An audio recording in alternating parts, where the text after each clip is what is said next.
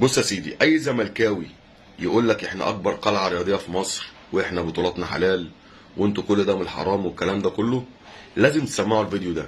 اسمع كده. الحكام بيجاملوا الاهلي.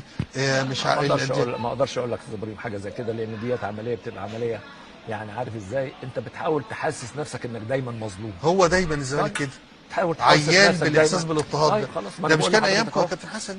ده اتولد ايامكم. لا، ما هو احنا ورثناه. زمان كان يجيبوا الحكام في البطولات الافريقيه لينا والانديه تانية، مش احنا بس، ونقعد مع الحكم، وانا كنت بقعد مع الحكم ككابتن.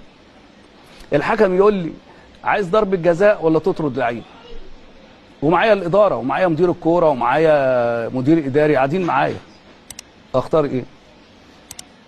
بجد والزمالك والله، والزمالك في فتره كده كان في حكم لا داعي لاسمه واحنا في الزمالك هو كان زملكاوي كان يجي يزعق لك مثلا ويتنرفز عليك ويقول لك ايه، اقف في ال 18، يعمل نفسه ان هو بيتخانق معاك والكلام ده، ولو كلمت تاني هطلع لك انذار، تعالى اقف. والله اقف.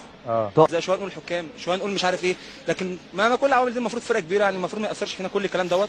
المفروض حظ حكام مش عارف ايه انا ما منطقش، انا بتكلم الكلام اللي هو الساير او ده اللي بيتقال، بس مهما كان ده مش ممكن، يعني امال هنكسب؟ يعني انا مع احترام. اخدت كام ضربه جزاء في حياتك بالطريقه دي يا كابتن؟ كل ضربات الجزاء من سنه 80 لغايه سنه 84 85 كل ضربات الجزاء ما فيش ولا واحده، ده جميل يا كابتن. ولا واحده سليمه، ولا واحده ضربه جزاء. ايه الطلب ده؟ من فضلك كابتن ميدو ما تلعبش باسم مرسي وكهربا الماتش الجاي، عشان معمول لهم عمل وهيتفك الاسبوع اللي جاي. لا دي واحده، قول تاني زي ما بقول لك يا عم. لا قول تاني. ما تلعبش. انا كنت بقول للحكام وانا بدرب الزمالك، كنت بقول لهم حاجات اخش فيها السجن. لما رحت مسكت وادي دجله والمقصه، مره بصيت لحكم كده بس وقفت 4 ماتشات. والله العظيم، وهو نفس الحكم. قلت له يا ابني والله العظيم يا دوبك كده بس اطلع بره يا ابني. انا لسه شاتمك من سنه. والله العظيم. احكي لك بقى قصه حصلت ايه.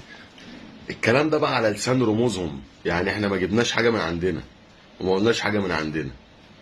شعوذه وسحر وضربات جزاء وحكام وافارقه والكلام ده كله. ده اكبر رد على كل اللي بيحصل الايام دي على الساحه الرياضيه كلها.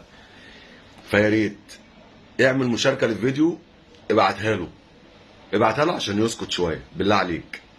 ماشي؟ لو عجبك الفيديو ما تنساش متابعه اخوك الاهلاوي واللايك الجميل عشان يوصلك مني كل جديد.